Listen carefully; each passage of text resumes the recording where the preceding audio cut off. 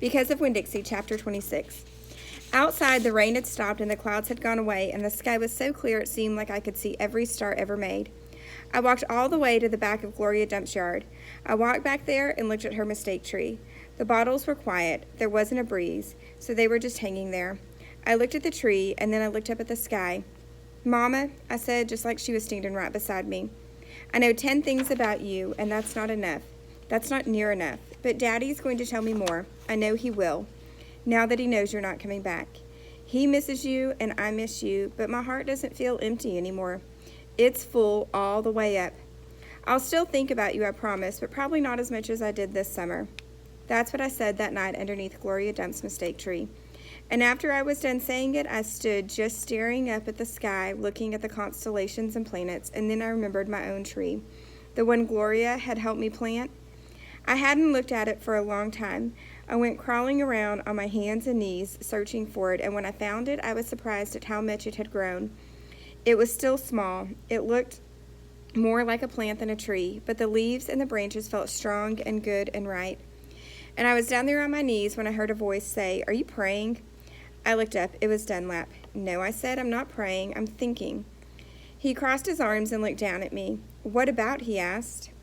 "All kinds of different things," I said. "I'm sorry that I called you and Stevie bald-headed babies." "That's all right," he said. "Gloria told me to come out here and get you." "I told you she wasn't a witch."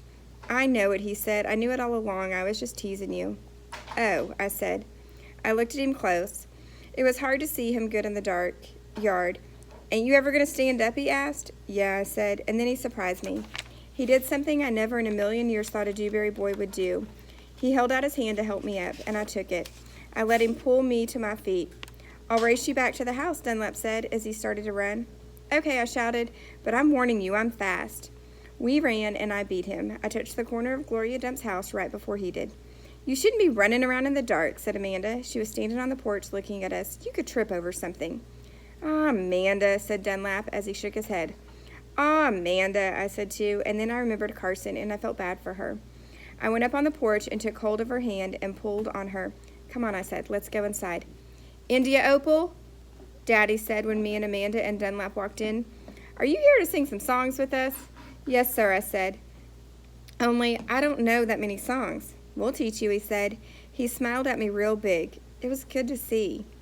That's right," said Gloria Dump. "We will." Sweetie Pie was still sitting on her lap, but her eyes were closed. "Care for a litmus lozenge?" Miss Freeney asked, passing the bowl. "Thank you," I told her. I took a litmus lozenge and unwrapped it and put it in my mouth. "Do you want a pickle?" Otis asked, holding up his big jar of pickles. "No, thank you," I said. "Not right now." Winn Dixie came out from underneath Gloria Dump's chair. He sat down next to me and leaned into me, the same as I was leaning into my daddy. And Amanda stood right there beside me, and when I looked over at her, she didn't look pinch-faced at all. Dunlap cracked his knuckles and said, "Well, are we going to sing or what?" "Yeah," Stevie echoed. "Are we going to sing or what?"